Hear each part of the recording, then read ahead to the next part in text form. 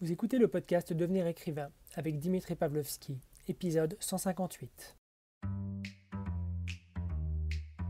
Bienvenue sur Devenir écrivain, le podcast pour démarrer et réussir votre carrière d'écrivain. Et maintenant, retrouvez votre animateur Dimitri Pavlovski, fondateur des éditions de L'Homme sans nom et formateur.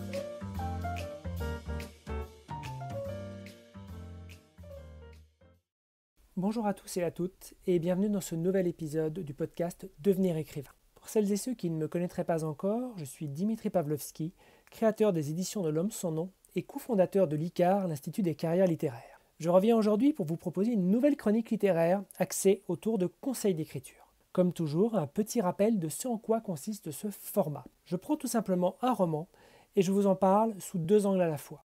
D'un côté, un angle de présentation entremêlé de critiques littéraires, et de l'autre, un angle où je vais m'attarder autour de quelques points bien spécifiques qui peuvent être intéressants sous un prisme d'auteur ou d'autrice. Comme celles et ceux qui suivent ce podcast le savent, j'ai un goût prononcé pour la littérature japonaise, avec notamment la première chronique que j'ai pu faire parler d'un roman policier de l'excellent Keigo Higashino. Je vais donc, après avoir fait un tour aux États-Unis, en France ou encore en Angleterre, repartir du côté du Japon, avec un roman choc, véritablement un roman coup de poing.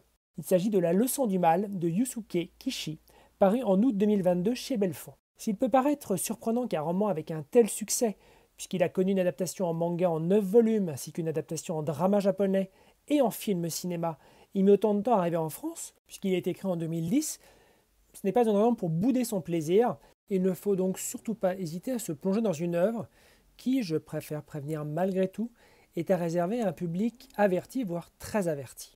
La leçon du mal raconte le quotidien de Seiji Hasumi, que je vais prénommer au fil de cette chronique par son nom de famille, donc Hasumi. Un professeur d'anglais installé au lycée et adoré de tous et de toutes. Il est le professeur préféré de ses élèves, avec qui il va réussir à créer des liens extrêmement forts, mais il est également le professeur préféré de ses collègues et de sa direction, vu qu'il est capable de résoudre les problèmes et de régler les problèmes comme personne. Sauf, évidemment, sinon on n'aurait pas de roman, que Hasumi cache un secret. Et ce secret, il est derrière une noirceur, et une noirceur que certains de ses élèves vont ressentir. Ils vont avoir l'impression qu'il y a quelque chose de pas net avec leur professeur.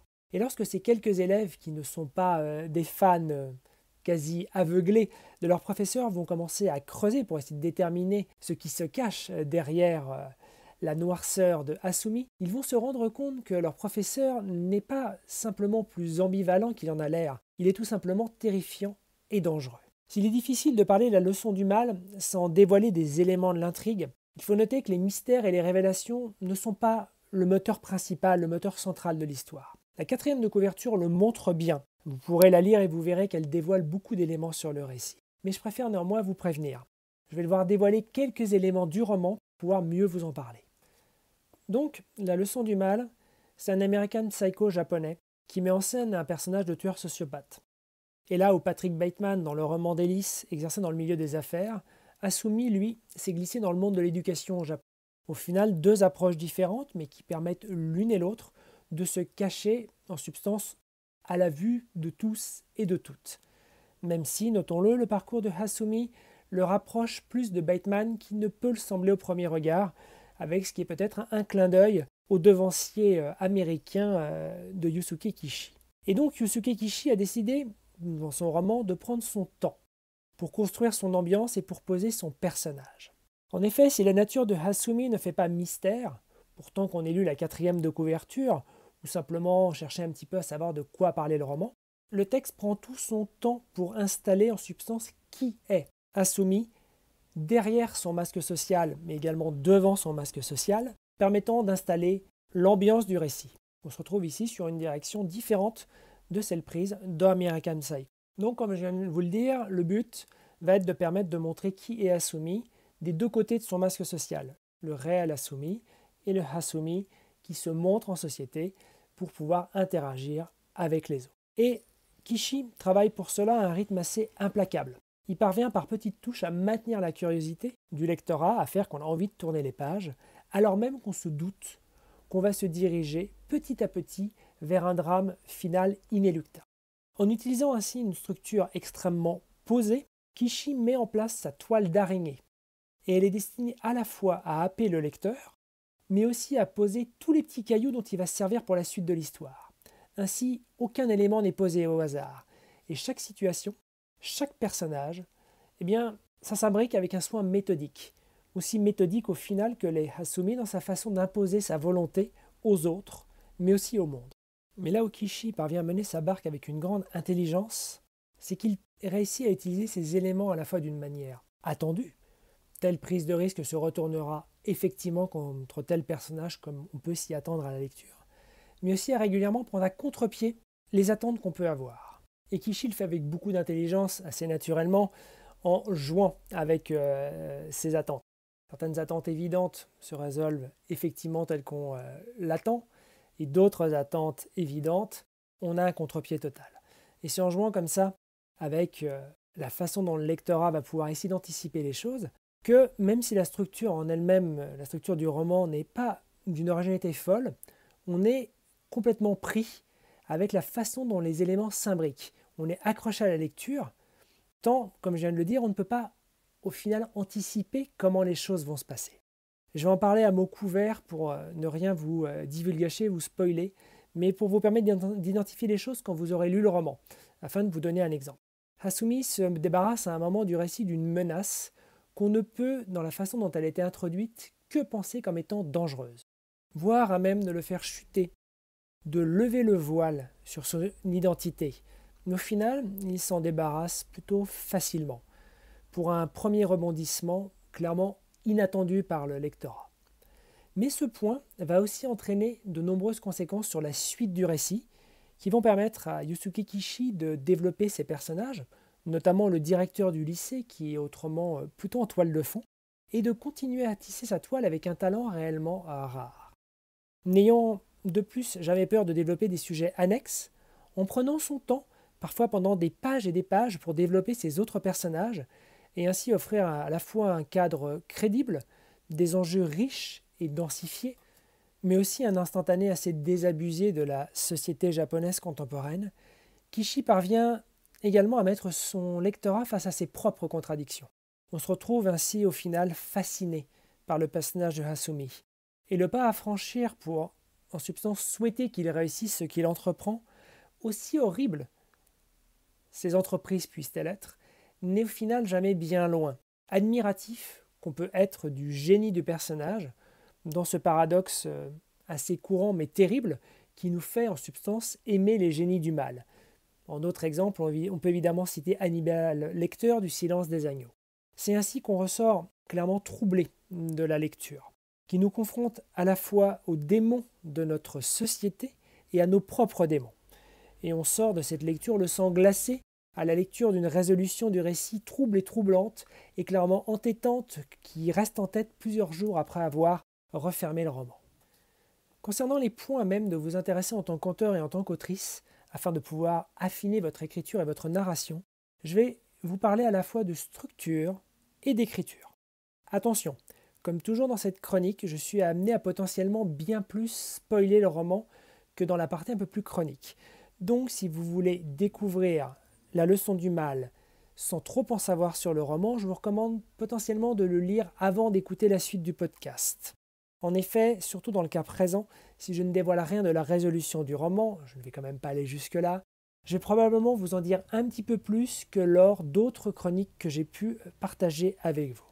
Tout d'abord, dans le premier chapitre du roman, alors que le lecteur est encore à découvrir Hasumi et à y voir un personnage tel qu'il s'est construit aux yeux des autres, il est confronté à une autre professeure qui arrive assez agressivement avec apparemment des griefs fort marqués contre lui. Je vais vous lire un extrait pour que vous puissiez appréhender la scène. Hasumi soupira le plus discrètement qu'il put. La prof de japonais n'avait toujours pas expliqué le fondement de ses griefs. Quel qu'il soit, il n'y avait pas lieu de l'impliquer, lui, dans cette affaire. Et puis, maintenant qu'elle avait quitté sa classe, tout ça allait prendre de l'ampleur. Il repensa à son sixième sens, qui lui avait enjoint d'éviter la salle des profs au départ. C'était certainement pour cette raison. Dojima s'expliqua.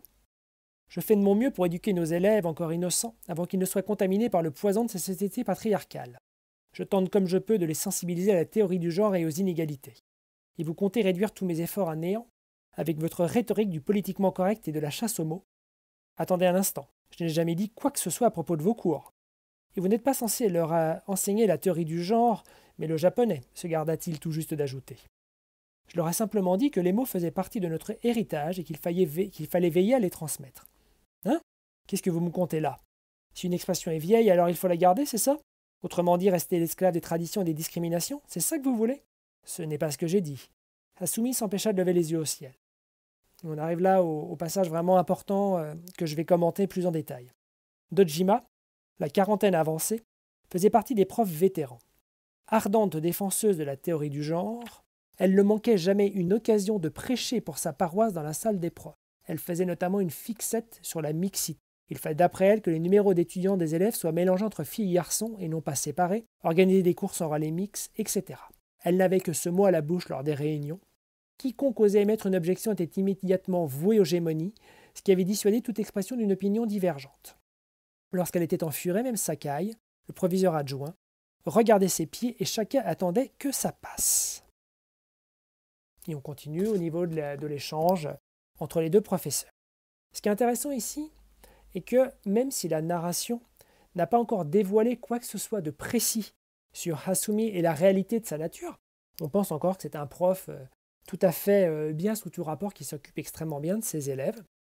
Le choix de vocabulaire est là non pas pour refléter un point de vue du narrateur, d'autant que le sujet du roman n'est pas d'aborder les sujets concernés, ça serait clairement du hors-sujet par rapport aux propos que raconte la leçon du mal, mais il permet de glisser le ressenti, l'impression et en substance le point de vue de Hasumi. Le champ lexical choisi va exactement dans ce sens. Prêcher pour sa paroisse, faisait une fixette, vouée aux gémonies lorsqu'elle était en furie. Tout concourt à poser le point de vue, le ressenti de Hasumi. Et ainsi, on a déjà une forme d'indice sur sa véritable nature, laquelle se précisera par petites touches dans les premiers chapitres, à travers notamment le rapport du personnage au chien de son voisin ou encore au corbeau qui traîne près de chez lui. L'intérêt est ici double, d'un point de vue littéraire. Procéder par touches, donc, avec une gradation qui permet d'appréhender les choses, et de rendre, au final, la perception de l'horreur acceptable. Acceptable dans le sens appréhendable pour le lectorat. On y va étape par étape, pouvoir appréhender les choses d'une manière aussi naturelle que possible. Mais on voit aussi, dans ce passage-là, tout l'intérêt d'un choix de vocabulaire qui permet à un passage en narration plutôt neutre, dans l'absolu, de transmettre un point de vue de personnage. Un autre point lié à l'écriture se situe vers la fin du roman. Attention, je donne un élément d'intrigue assez important. À ce moment du récit, Hasumi a décidé de se débarrasser de l'intégralité des élèves de sa classe. Je vous lis la page. Hasumi, confortablement installé devant l'écran de surveillance de la salle des profs, s'étira en jetant un œil à sa montre. Enfin, les élèves commençaient à bouger et s'étaient divisés en 3 groupes. Il l'avait espéré, mais tout cela prenait bien plus de temps que prévu. United we stand, divided we fall. Ensemble nous tenons, divisés nous tombons. Je me demande si on a déjà eu l'occasion d'étudier cette devise en cours. Il sourit d'un seul côté, celui qui n'était pas enflé, et fit le décompte. 17 élèves étaient partis se masser devant la porte d'accès au toit. Les 4 filles qui participaient au club de conversation en anglais qu'il animait, soit Mai Sagawa, Madoka Ushio, Fuko Nodella et Ali Kishiwabara. Puis les fidèles de sa garde rapprochée, Misaki Abe, Mayu Sato, Ayane Mita. Les avaient suivis Rina Kiyota, Yuzuka Takahashi, Yuki Tsukahara, Miho Hayashi, Saori Yokata, Toru Halima, Akira Suzuki, Yukio Tajiri, Takumi Tsubochi, Hajime Wakamura. Aucun souci à se faire concernant ces 17 bons petits soldats. Le moment venu, ils les faucheraient tous d'un seul coup. Concernant les 14 restés au 2e étage, les plus coriaces, ce serait une autre paire de manches. Naoki Isada, Satoshi Kinoshita, Daisuke Shiomi, Kakeru Takagi, Hisashi Nakamura, Yuichiro Nagoshi, Masahiko Maejima, Hiroshi Matsumoto, Kengo Watarai, Reika Katagiri, Nana Kubota, Satomi Shirai, Hai Hoshida, Momoko Yoshida. Parmi ceux-là, certains pourraient lui donner du fil à retordre, la méfiance était de mise. Restaient les 4 héros qui s'en venaient vers lui, Takuma Yamaguchi, Shuei Nalose, Takuto Kato et Ryota Sasaki. Hasumi s'empara de son fusil. En écriture, lister une série de personnages n'a généralement d'un point de vue littéraire ou stylistique pas vraiment de sens. Ça alourdit le propos, ça ralentit l'action, et en substance, le lectorat ne va pas se souvenir du quart des noms, d'autant quand, comme dans le cas présent, une bonne partie d'entre eux n'a jamais ou quasiment jamais été ne serait-ce que cité plus tôt dans l'histoire. Mais ici, citer tous les noms a un double intérêt.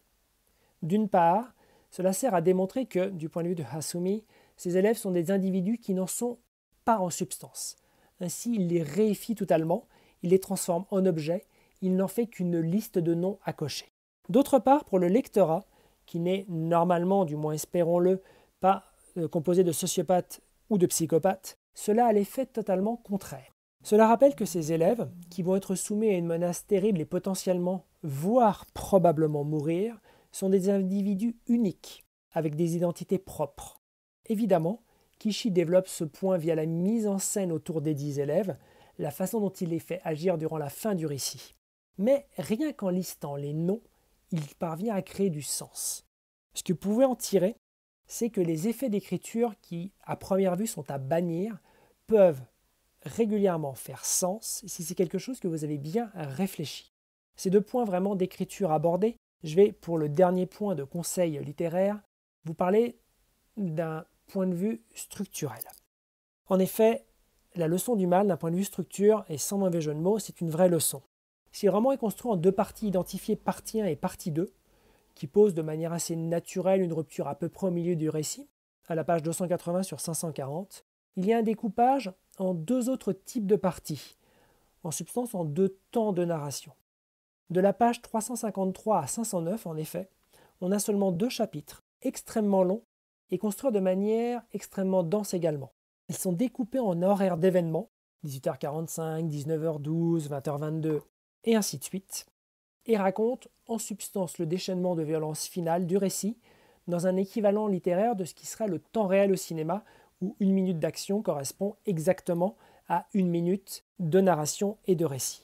La première partie du récit, jusqu'à la page 280 donc, se déroule sur plusieurs mois et voit Hasumi ne tuer que des adultes, ce qui est en substance la première partie de la seconde partie, de la page 280 à 353, pose un récit qui commence à s'accélérer et surtout qui voit Hasumi tuer un adolescent, ce qui va mettre en branle l'effet boule de neige menant à la fin du récit.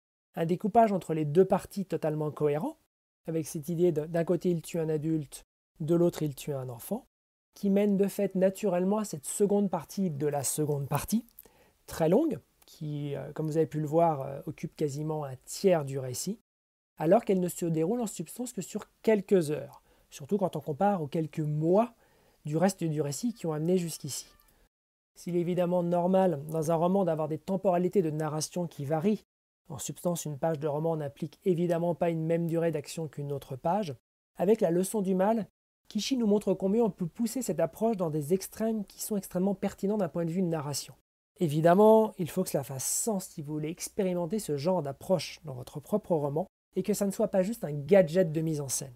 Néanmoins, ça ne reste pas moins un parfait exemple permettant de voir comment la forme peut avoir un côté extrêmement complémentaire et productrice de sens vis-à-vis du fond. J'espère que cette critique vous aura inspiré et que ces conseils vous seront utiles pour vos projets.